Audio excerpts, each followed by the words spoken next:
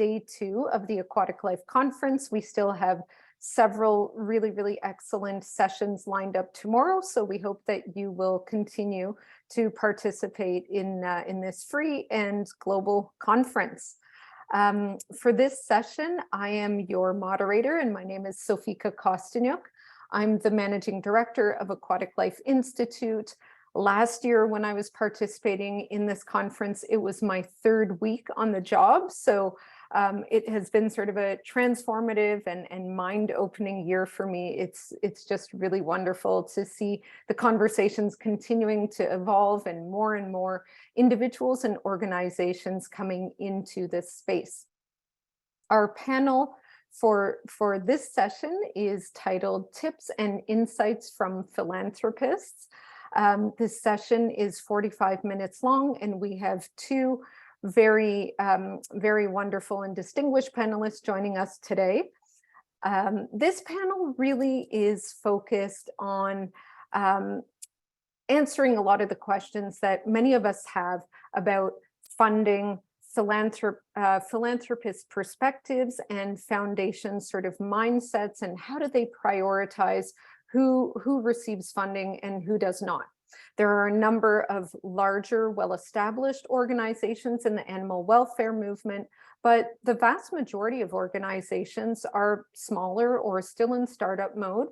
So they don't necessarily have the expertise or bandwidth to dedicate a significant portion of time and energy to pursuing funding, though obviously if the funding's not there, often the good work can't happen. So this session is set up to hear about tips and insights from our philanthropists that can help all of us boost fundraising strategies and sort of inform our approaches moving forward. Just a few quick housekeeping reminders for our attendees. The audience is muted upon entry and your cameras are off. If you have any questions, and we certainly encourage you to ask any questions that come to mind, please post them in the Q&A box that you see at the bottom of your Zoom screens, and we will answer the questions at the end of this session. Each session is being recorded. It'll be made available after the conference, so we welcome you to re-engage in the conversations as well as share them broadly with your networks. We do expect respectful and productive discussions and have a zero tolerance policy for harassment and discrimination of any kind.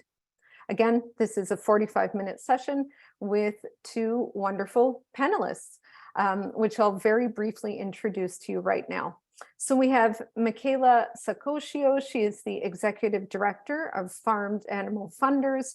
And we also have Alan Derrer joining us. He is the VP of Political Engagement for Food Solutions Action, as well as the former Director of Philanthropy at Mobius.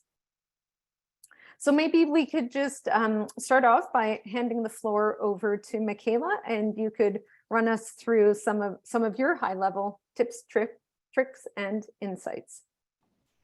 Thanks, Sofika. It is such a pleasure to be here and to be sharing the stage with Alan, who I get to work with very regularly.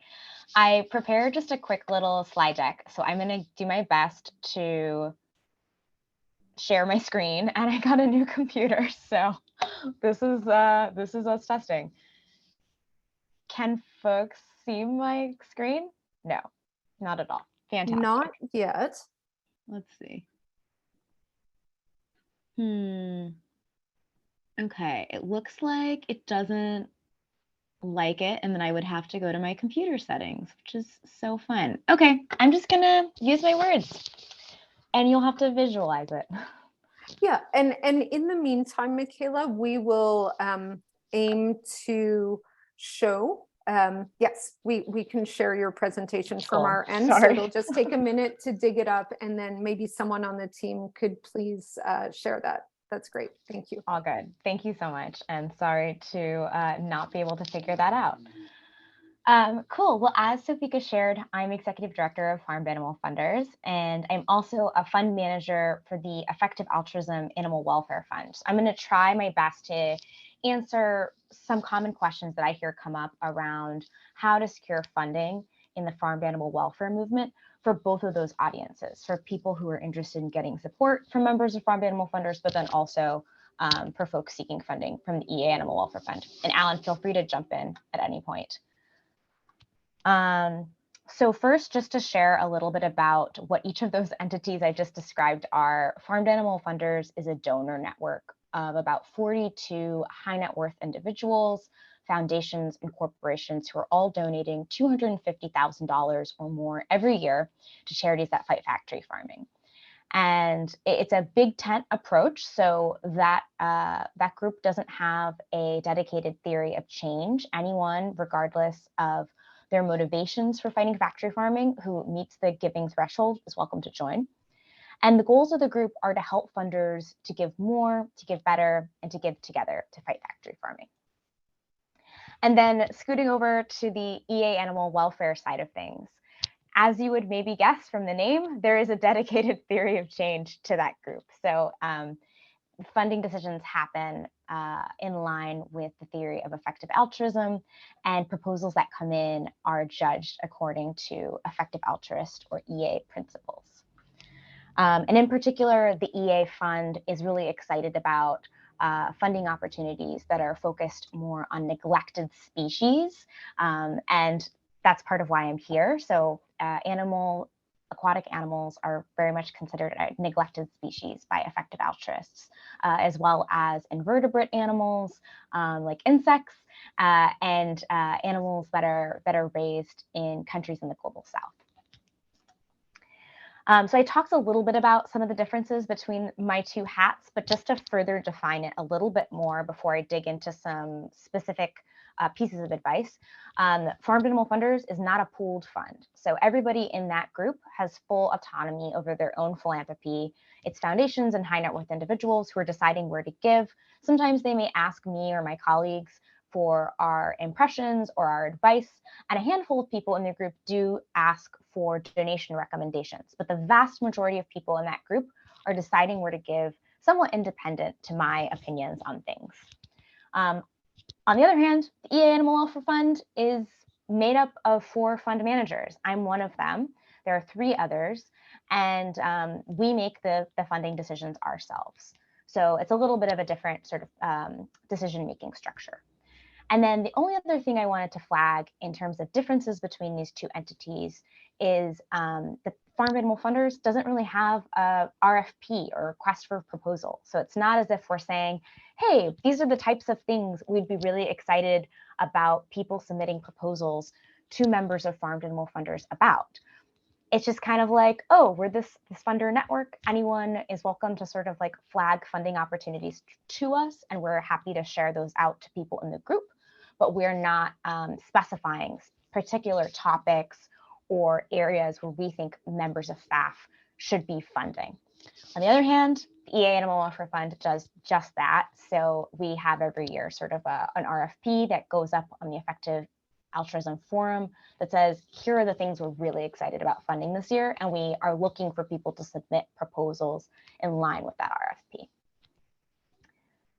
Anything you would jump in to add here, Alan? I feel like I'm monologuing. Okay, cool.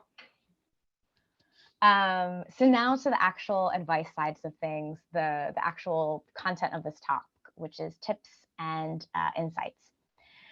So I'm just going to look at my notes a little bit here, but the first thing I wanted to flag is to anyone seeking funding to be really honest and to be direct. I think it can be enticing to try to paint your organization or the program you're seeking funding for in the best possible light. And that is a very human and reasonable thing to do because you're trying to convince people to invest in you. I'm not saying don't talk up your strong suits, but I would never recommend not being fully honest. So if there's something about your program or your organization that's not working, tell funders that. They're probably going to find out eventually anyways, and it's just going to land a lot better when it comes directly from you and when you're able to frame it in such a way that gives funders confidence that you have the situation under control. In line with that, I think like be pretty measured in your language. I think especially with the EA Animal Welfare Fund, sometimes we receive proposals from people who are like, this is the solution to fighting factory farming. I love that confidence and how I wish that was the case. But realistically, probably you don't have the solution. So being really careful about how you refer to what you're seeking funding for, I think can be important because some funders, everyone's different. Some people are really particular and sensitive to that sort of thing. And they might read something like that in a proposal and be like, these guys, they don't get it. Another point is just to be a nice human. I think, treat others as you'd like to be treated, be pleasant, be punctual, respond to emails in a timely way. That's not surprising, but sometimes folks can drop balls and not secure funding for somewhat silly reasons. The other thing I'd flag is to, when you're submitting a proposal, be it to the EA Animal Welfare Fund, to an individual philanthropist who you have your eye on, or just to a broad group of people. Like if you were to email me and say, hey, I want this proposal to go out to members of farmed animal funders. Try wherever you can to keep your proposal really short. I think this is a bit of a surprise to some people because you have done so much work behind the scenes, I'm sure, to make sure that you know what you're talking about, to do the research behind why you're doing what you're doing. And I imagine you might be really excited to show off your knowledge and to show that you know what you're talking about. It makes a ton of sense. I think realistically, a lot of funders don't have that much time. And if you were to send them a longer proposal, here's my slide deck. That's it. That's the one we're on. If you were to send them a longer proposal, even like 5 pages, I think sometimes people don't get past the first or second page. So my usual recommendation is to keep things around 2 pages unless you have really, really good reason to make it go on for longer. I'll just move to the next one. Yeah, this is the one. So I think in general, funders are excited about infographics and pictures. This is again sort of to the point of keeping things short. I think, it can just be a lot if you receive a proposal and it's just like really dense, heavy text. So breaking it up, making it really user-friendly. I mean, I think realistically you should expect, okay, what could somebody who's looking at this piece of paper or 2 pieces of paper for a minute or 2 minutes, what information do they need to capture? Make sure that the really important stuff stands out, is bigger, and it's just like really easy to find information. Contact information. Be sure to include your email. Sometimes I forward slide decks onto people and there's no information for how funders can get in touch. So you never want it to be just like, oh, this funder wants to support you, but they can't find you. So just being able to make it easy for people to reach out. And then I think a usual rule of thumb for a funding proposal is to sort of cover this who, what, when, where, why, and how. And I gave extra attention here in this graphic to the why of things. And that's because I think that's the one that's easy to miss. So we can kind of figure out probably from talking to you who you are. Your organization probably says what you do. But a lot of funders are interested in supporting people who resonate with their values. And that's your why. So telling people why you're doing what you're doing, I think can be a lot more powerful sometimes than telling them what you're doing. And then lastly on this page, talk about your budget. So again, I've sort of said you should only have about 2 pages if possible. A piece of that should be a budget outlining your overall organization budget amount, how much of it you need funding for, and then what exactly sort of makes up that amount you're seeking funding for. So if you're trying to hire 2 new roles, how much are you hoping to hire people for those roles for? Is the salary 60K? Is it 100K? Let's see that in the budget. And then here, I think the last suggestion from Sofika was to sort of say what funders might like to see more of generally. And just to clarify, I am not a funder in case that hasn't come through. And all the funders I work with are really, really different. So regardless of what you're working on, I'm quite confident there's someone out there who'd be excited about funding your work. I'm just speaking more broadly in this list of bullets here about what I think most funders are looking for right now. So I think recently our movement has been growing, which is fantastic, but with more money, the question on the table is how can we grow organizations up bigger? And so if you are starting a new organization or have a fairly small organization, demonstrating that you have a plan to scale, I think can really set you apart. I would also say focusing more and specialization. There's this little saying in the real estate industry that niches bring riches, and I think it applies to fundraising too. So if you're doing something really niche, really narrow, that can, again, set you apart. And it also, I think, helps instill confidence sometimes in funders where they feel like you're really doing just one thing, but you're doing it really well. I feel like across the board, almost every funder I know would rather see you do few things at a very high level than many things at a lower level. I think increasingly there's opportunities for advocates in our movement to take calculated risks. So if you're someone who's been working maybe at a large animal advocacy organization and you have a ton of experience and you just have this idea that you think no one else is doing and it's kind of a risk, but like it just might work, I feel like right now is the time that many more funders are feeling receptive to that sort of thing. And then the last two bullets on this slide are particularly reflective of the EA Animal Welfare Fund. So that fund is really excited about working neglected regions, and most especially where there are the highest number of farmed animals. 44% of the world's farmed animals are in China, which constantly blows my mind. So in particular, looking for funding opportunities in China and then India and Indonesia. And then lastly, work on neglected species, which is how we are here talking about aquatic animals. And if you don't mind just clicking to the next slide, please. Thank you. So close. I didn't remember putting so many things on slides when I wrote this. So I think in general, funders are interested in seeing more supportive organizational culture. I think a couple of years ago, our movement was going through some growing pains where a lot of smaller organizations were scaling up, and that worked better for some than others. And so seeing as a funder that you are thinking about how to scale and how to be professional and how to retain your employees is really, really encouraging. And then similarly, we don't want to see duplicated work. We don't want to see tattletaling or infighting.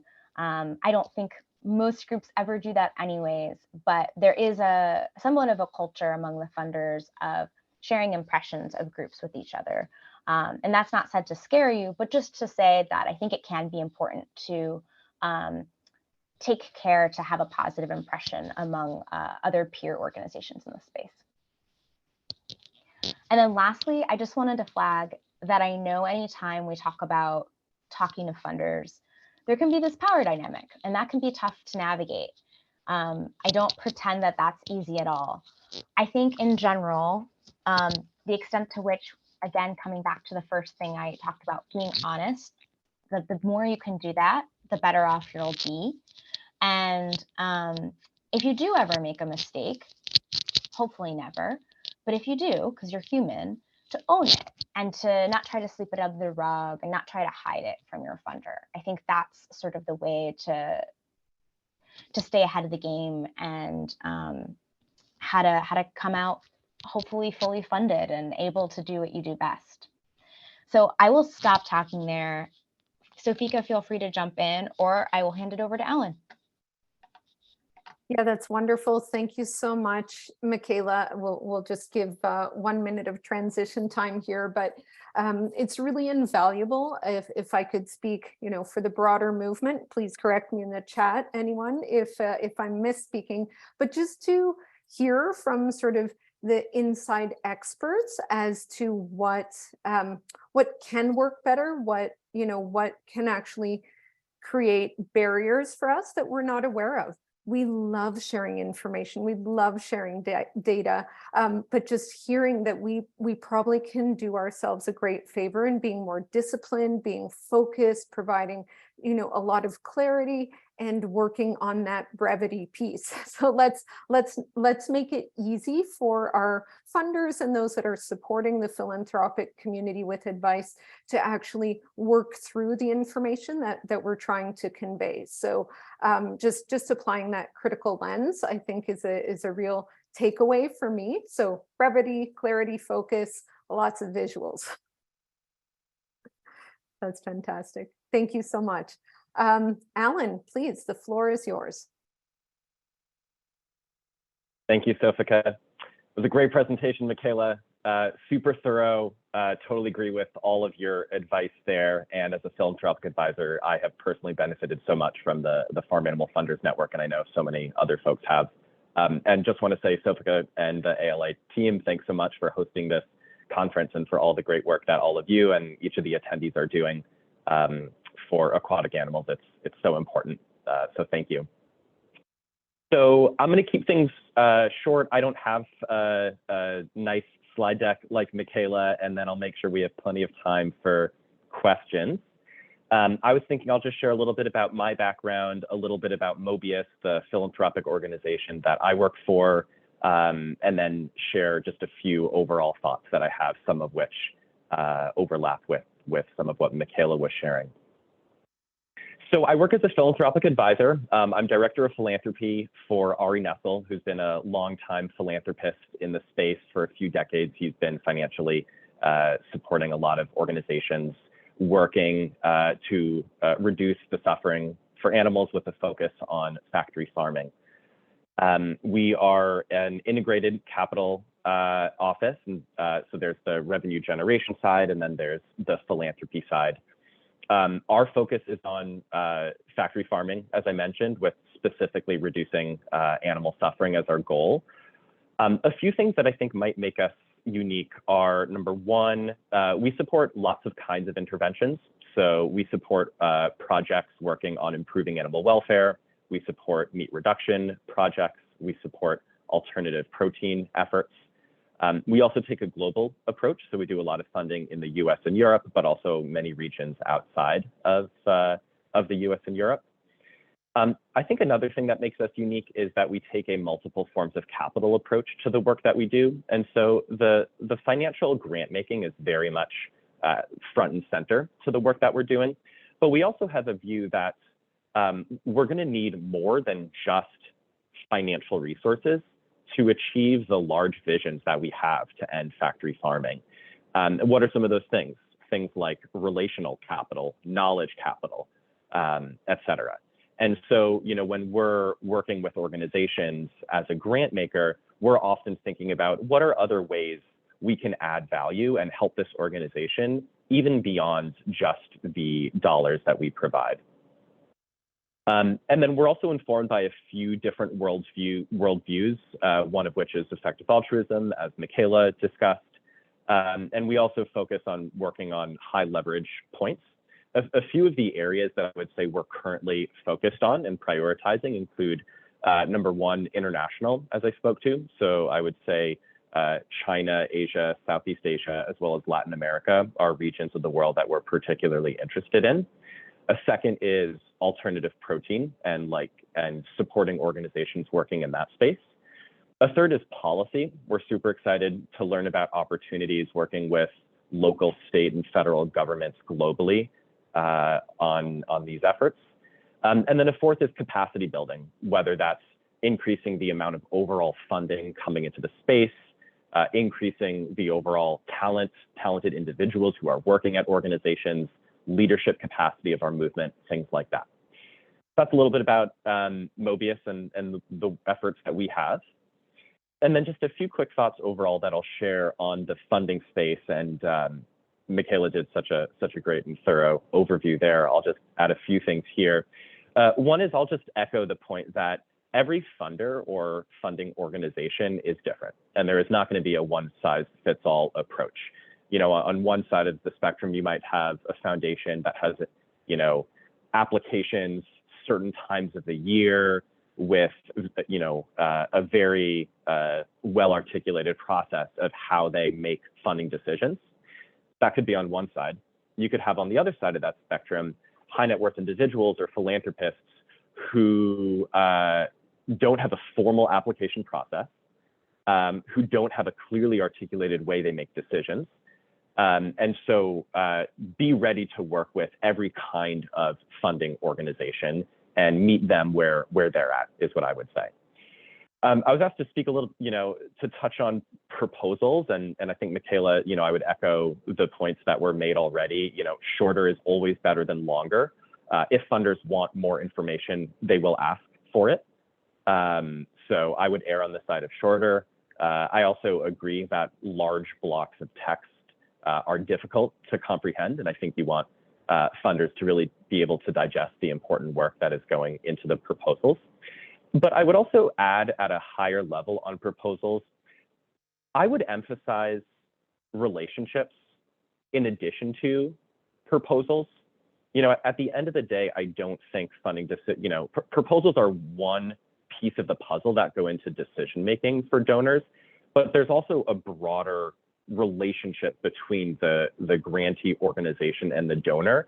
And rather than, focusing 90% of the effort on putting together the perfect proposal and 10% on the relationship, I would recommend a more equal balance of emphasizing the relationship and really getting to know the funder or the funding organization as well.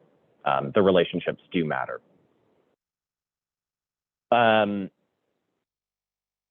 Let's see here. In terms of how involved most donors want to be in the work that the organization is doing, my experience personally and from what I've seen is I don't think most donors want to be very involved. They're going to want to know enough to feel confident that making a grant is going to, those funds are going to be used wisely. But beyond that, there's, number one, usually not the time to be involved more than that. But number two, I think there's also an understanding that the organization on the is closest to the ground. And so they're closest to seeing how the program is actually being run, best able to adapt, and they're the best to know how to drive programs forwards. And I think the last thing that I'll mention here is I just want to give a pitch for some of the funds that are out there that actively take proposals working on meat reduction and animal welfare. First and foremost is the EA Animal Welfare Fund that Michaela spoke about, which is a fantastic, as a donor, we support the EA Animal Welfare Fund, and they do some really great work focusing on some high impact species, regions, interventions, et cetera. And I just want to plug a few others to make sure others are aware of them. So one of them, there's an organization called the Pollination Project, which does smaller $1,000 grants. So that's more for folks who are just getting started. But there are some groups who are larger now that they got their first grant from the Pollination Project. I believe they have an animal advocacy program that also does follow on $5,000 grants after the $1,000 grant. A third one that I want to mention is the organization Animal Charity Evaluators has something called movement grants, where you can apply. It's once a year, and you can apply for funds from there. And the last one that I want to mention is an organization called ProVeg International, and they have what's called the International Grants, which is focused on meat reduction specifically, and focused out on organizations not operating in the US. And that one you can apply to for, they have a rolling application for 4 different times a year you can apply, and they give grants between $10,000 and $30,000. So I'll pause there. Super happy to answer questions and grateful to everyone here for the work that you're doing to make the world a better place. Thank you, Alan. That was excellent. Really, really useful information in there. Very, very interesting as well content. Thank you so much for sharing your perspectives. If you both don't mind, maybe I'll just start peppering you with questions, and we'll see how our time goes, because it always gets eaten up really, really quickly. So maybe actually just following up on what you were mentioning, Alan. First of all, kind of building those relationships with potential future funders. What is a good way to do that? knowing that certain foundations and or philanthropists only operate on an invitation only basis, because otherwise they would receive hundreds of applications in any given cycle, and that's just not functional. How can some of those relationships start to get built out if you're starting from ground zero? A great question, Sofika. And I'll ask Michaela to jump in here afterwards if there's anything that I'm missing. A few thoughts that come to mind. And first of all, I agree with the question. I think if you're a new organization, or you're starting a new project to improve animal welfare, it can be hard to figure out even what is the first step to meet a major donor, or how do you do that? So I can see that that's a tough situation. A few thoughts come to mind. One is, I think attending in-person conferences, hopefully now that we're on the other side of COVID, with more in-person conferences, I think that's a good place to meet funders. I think once you have a relationship with at least one funder, asking them, a lot of funders know other funders, so leverage the donors you do have. So reach out to the folks who are champions of your work and they understand the impact you're having, and ask them if there's any folks they know who might be interested in learning a little bit more about the work that the organization is doing. I also think that a lot of funders are interested in seeing proof points, such as, organizations that were funded by some of the funds that we've mentioned here today. And so I do think, being able to get funding first from one of those funds and then showing that to a major donor is also, it shows that you're maybe less risky and that you've already received funding from an organization that's vetted. I'm trying to think if there's, I think those are the thoughts that come to mind. What would you add, Michaela? Oh, also just reach out to Michaela to the extent you're interested in that. And likewise, Alan is a great networker and knows everyone. I think Alan covered the big ones. The only thing I would add is, if for whatever reason you can't get to a conference, or conferences are far away in time from when you need funding and you don't have any current funders, I think another strategy that I've seen be successful is to reach out to an organization leader who you like and trust and build a relationship there, and then have that person introduce you to funders in the space. So for instance, Dave Komen-Heidi is the former president of the Humane League, and he all the time is like, oh, hey, I just met this awesome advocate who's doing something really cool and who I think should get funding. And so he's not a funder, he's just an advocate who's been in the movement for a long time. But there are a lot of folks in the movement who have long-term relationships with funders, and being able to build trust with those folks so that they then feel like they can introduce you to people in their network, I think can be a good move. Wonderful, thank you. I'm just sort of piggybacking off of your last comment, Michaela, and then also again touching on what Alan mentioned.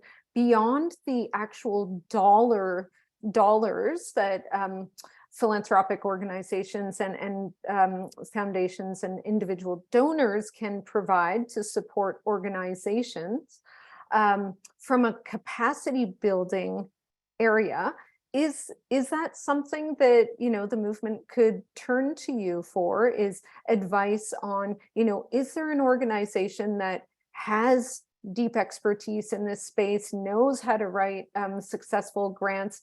Is there anyone that could sort of train us along for those organizations that don't have dedicated in-house fundraising departments? Or is that something that's sort of a tightly guarded secret amongst organizations? Yeah, correct me if I'm wrong here, Alan. I don't think there are any organizations that exist right now that sort of do what you just described, where they sort of like shepherd new organizations and get them up to speed on fundraising. That could be a great idea for a new organization. I do think, though, there's just the whole animal advocacy community is so mission driven and so wants everyone to succeed that in my experience, anytime you reach out to someone and say, hey, do you mind looking at this? Or do you have time for giving me feedback?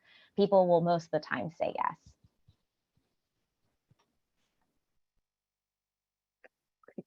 Something else that has been kicking around in my mind for many, many years now, not specific to the animal welfare space, but coming from my previous background in ocean conservation, is, the deep desire to have multi-year investments from donors and funders, just because it frees up that really, really critical capacity to do the work on the ground as opposed to chasing dollars. I know that it's a really tricky issue and difficult for at least those funders that I've spoken to over the years to kind of get over that hump of thinking more longer term. And it could be something like their own investments fluctuate year over year, so they can't predict accurately what the big bucket is going to look like in 2024, for example. But is this a conversation maybe that's occurring in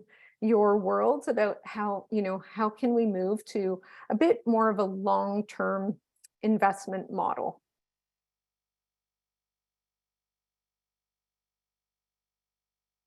I'm happy to start there. Yeah, I think it is a conversation that is happening. At least I'm hearing conversations about, yeah, how can we as donors be the best kind of donors for organizations that we support? And I know multi-year funding is a part of that, because organizations need to plan, and it's hard to plan and make hires if you're unclear how much you're going to be able to bring in, the following year. Yeah, I think a lot of it depends, again, going back to like every funding organization tends to be different and operates in a different way. I think for foundations that are, giving out of an endowment, for example, I think those are the kinds of funding organizations who tend to be able to commit to that level of multi-year giving. Speaking about Mobius specifically, just as an example for this conversation, we're unable to do multi-year funding as much as we might like to and wish that we could provide that kind of stability, because we're the kind of funding organization where how much we give every year depends on, how the revenue generation side of the organization does that year. And so, we would like to be able to be in a position where we're providing multi-year commitments, but the reality is at this moment we can't. But the good news is I am hearing this conversation happen more broadly, and I think in general I would say there's an interest from funders to shift in this direction when it's feasible and it's possible for them.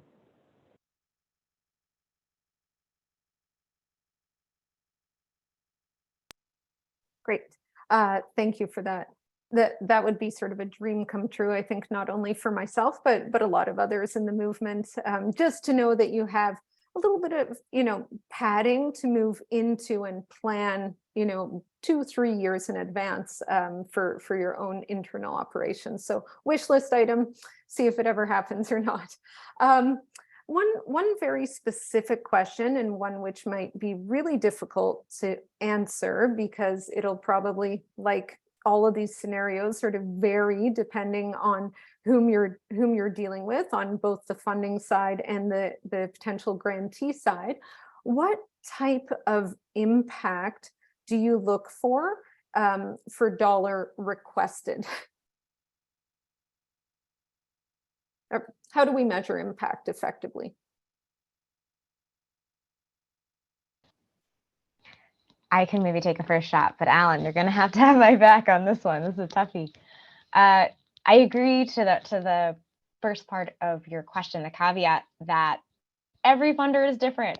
It would be a lot easier for all of us if all the funders agreed on their theory of change and their grant-making decision. But part of what I think makes our movement so special that it is so ideologically diverse, and there is a funder out there, I think, for everyone. But it does make it hard to make generalizations like these. I think most funders in this space have become successful because they have backgrounds in business. And I think for me, understanding that has been really helpful to understanding how most funders work. So I would say that even for the funders who are not effective altruists, and you can look into in more depth what effective altruist-oriented funders are looking for as impact. But even for those who aren't explicitly EA, I think there's a little bit of an emphasis on outcomes, numbers, and sort of seeing progress year over year. I don't want to, though, generalize. So again, like I think that's mostly true, but I don't think that's exclusively true. And even for things that are kind of soft and hard to measure, like convincing people to go vegan, for example, you might not be able to say that, wow, 1% of the population went vegan this past year, but you do have numbers and things that you can point to, specific actions that you took and things that happened as a result of your actions. So just being really clear about outcomes, I think most funders are looking for that. Alan, help me out. What would you say? Yeah, I agree with everything you were just sharing there, Michaela. Yeah, I think, impact is something that, if you were to ask donors, like, do you make funding decisions based on having more impact? Everyone would raise their hand to that question, but everyone would probably have a different internal understanding of what that word impact means to them. And there's also the reality that certain things are easier to measure and certain things are harder to measure. And it will depend on the donor, what level of detail or what kinds of funding commitments they're able to make based on what kinds of programs. There are certain, as an example, just like, institutional meat reduction programs, just to throw out an example here, there are certain times of programs you can run where, if we get, a certain commitment, it will impact X number of meals, per week. And we expect that to spare the lives of Y number of animals. That's only a portion of those the kinds of programs that we can run. And I think, what we at Mobius try to remember is that just because you can't measure something, that doesn't mean it's not having an impact. And so, we look at things like how many animals is it impacting, what region of the world is it in? If this program or this proposal is successful, is it a one-off? Or does it set the organization or the movement up for future and larger successes down the road? As a part of this proposal and campaign, as it's being run, does it help with coalition building so that we as a movement on the other side of the campaign, whether the campaign won or lost, are we stronger as a movement? Do we have, activists who are more trained? So yeah, I think impact can be hard to measure, and every organization will have a different understanding of what it means to them, but every organization will have some threshold around impact that they will need to see met before making a decision to fund. Thank you so much. Alan, I just realized if I entirely misspoke when I introduced you, because I did say you were the former director of philanthropy. I didn't realize you were wearing multiple hats now. So kudos to you if you're still the current director of philanthropy, as well as assuming your new role. Thank you for all that you're doing in the movement. Time for one last question. And there's a kitty that's trying to get on the screen and have some star time. Yeah, we had a little water spill. I'll be right back. I'm sorry. Oh dear. We love our pets. So one last question is, in those instances when we're not successful, any one of us applying for funding, and for whatever reason our proposals are turned down, it's a little discouraging. What kind of advice might you have for us to pull up our socks, put our boots on, and keep marching on? Just because once we were turned down, does that mean that we shouldn't knock on the same door again when the next funding cycle opens up? Yeah, it's a great question, Sofika. I guess a few quick thoughts come to mind. One is I would ask for feedback, and every donor will have different levels of feedback that they may or may not want to share, but I would always ask. A second is, I think the question you just asked me, I don't know, but I think that's a super fair question to ask. So I would ask that donor, would it be best to, is it okay with you if I reach out again in 6 months just to give you an update on the work we're doing, even without an ask tied to it? But, can I reach back out and give you an update in a little bit? I wouldn't let a no on a funding decision. I wouldn't interpret that as the funder doesn't want there to be a relationship, or they don't want to learn, know about the work you're doing and continue to receive updates. It could be the case that, funds were already committed for that year. And so I would keep a relationship and keep the dialogue open. And I would also ask if they know any other funders who might be more aligned with the kind of work that's happening. Yeah, that's what I would say to that one. I don't think I have anything to add. I think that was stellar. Hopefully you saved your new computer over there, Michaela. Yeah, Alan knows this is like the second time in a month that a full glass of water has been spilled on my keyboard. Oh dear. Yes, what do you put in there? I think beans, rice, whatever you soak it in for a while. Good luck with that. Sadly, we have come to the end of this wonderful, wonderful panel with Michaela, with Alan, with our audience. Thank you everyone so much. It's been a great discussion. I'm always open to learning and to hearing your perspectives. I think that it can only make us better and smarter moving forward. So very, very much appreciated.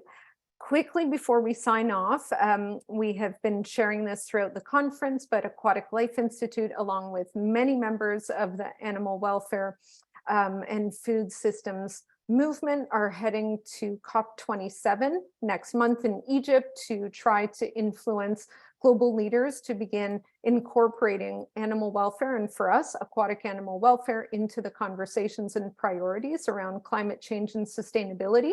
So we're quickly, thank you so much, Priska, sharing some posts that we would love for you to amplify on social media, if you could, just so the conversation, the expectations around the conversation are very clear. So thank you for that. This is our last session for the day. We still have several sessions coming up tomorrow, which will be the last day of the conference. And tomorrow's theme is all about sustainable oceans and aquaculture. We're starting at 8 a.m. EST tomorrow with a panel on artisanal fisheries. So please come back and join us then. And apart from that, thank you again, Alan. Thank you, Michaela. It has been a pleasure as always, and have a wonderful rest of your day. Take care. Thanks, Jessica. Okay.